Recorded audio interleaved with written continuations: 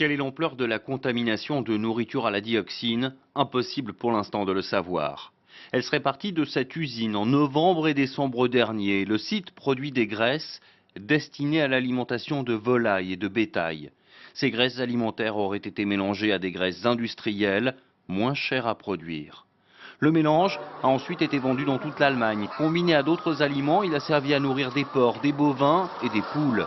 La dioxine aurait contaminé de la viande, du lait, des œufs. 4700 fermes allemandes sont provisoirement fermées par précaution. Toutes les fermes en lien avec le producteur de l'eau contaminée sont temporairement fermées. Bien sûr, cette stratégie va entraîner la fermeture de nombreuses fermes. Nous espérons qu'elles rouvriront dans les prochains jours, une fois les investigations terminées. Dans plusieurs pays européens, des lots suspects de viande de porc et de poulet ont été retirés des rayons des supermarchés. En Allemagne, plus de 100 000 œufs ont été détruits. 136 000 ont aussi été saisis aux Pays-Bas, en provenance d'Allemagne.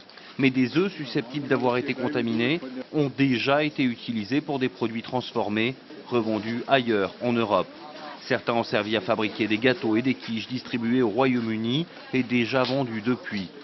Selon les agences britanniques, néerlandaises et allemandes de la santé, les risques pour les consommateurs sont infimes.